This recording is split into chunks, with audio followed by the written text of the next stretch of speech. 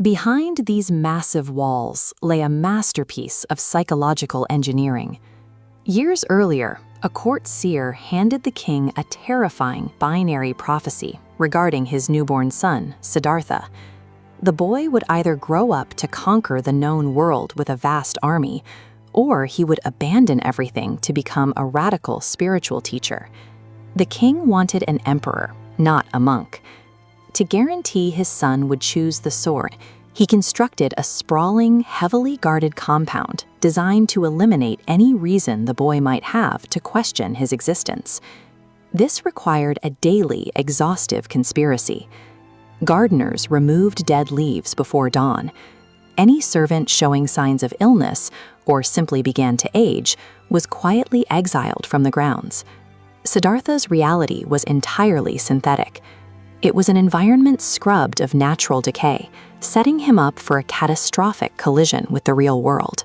That collision happens when the prince finally leaves the palace grounds and encounters what later texts call the four sights: a frail old man, a severely diseased man, a decaying corpse, and a wandering ascetic. The discovery hits with the force of a violent psychological rupture.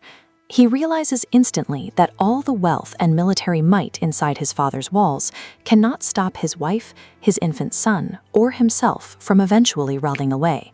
The luxury of the palace suddenly feels like a tomb. In the middle of the night, Siddhartha abandons his family, sheds his royal identity, and disappears into the harsh, dangerous forests of northern India. The prince on the run now has a single, obsessive objective. He is going to find a cure for human mortality. He enters a thriving counterculture. This 19th century photograph captures the kind of ancient Indian riverbanks where thousands of ascetics gathered, dedicating their lives to hacking the human condition. The prevailing logic in these camps is simple and brutal. The body is a flawed vessel that binds us to suffering, and it must be violently subdued by the mind. Siddhartha adopts these extreme methods. He forces himself to meditate, sitting among decomposing bodies in charnel grounds. He holds his breath until the physical pressure causes him to black out. He starves himself on a diet of a single grain of rice or a sesame seed a day. His texts describe a state so emaciated that when he touches his stomach, he can feel his own spine. Pushing himself to the absolute limit, he collapses in a river and nearly drowns. Lying on the bank, he makes a critical calculation. Dying of starvation achieves nothing. Self-torture is a dead end. He commits an unthinkable taboo in the ascetic community. He accepts a bowl of milk rice from a local village girl, choosing to sustain his body rather than destroy it, a strategy he will later call the middle way. Brute physical force is useless against an enemy that exists in the mind. To defeat suffering, he needs an entirely different approach. He makes his final stand here. The towering Mahabodhi temple marks the exact site where Siddhartha sits beneath a fig tree, vowing not to rise until he solves the problem of suffering. In the historical accounts of that night, he faces an antagonist named Mara. Mara is the ultimate personification of the ego, a projection of every human fear, craving, and insecurity.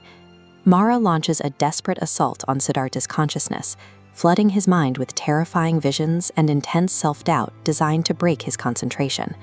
Siddhartha does not fight back or try to argue with his own mind.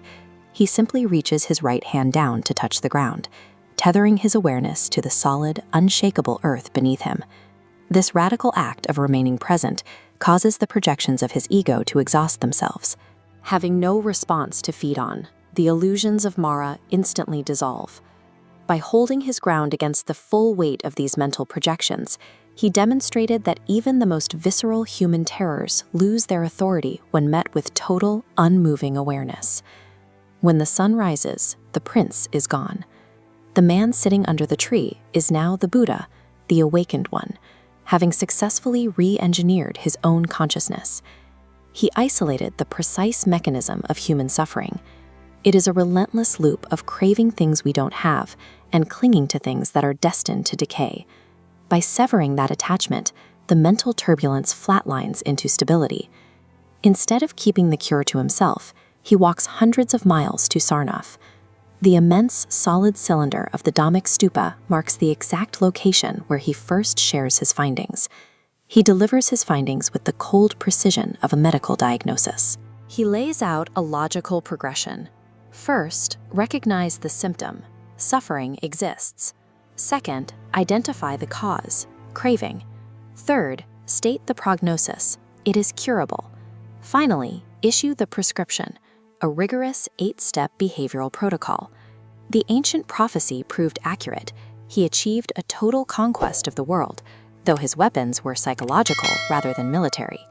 Over 2 millennia later, in a reality still defined by disease and death, the psychological blueprint he mapped out remains one of humanity's most effective defenses against the pain of existence.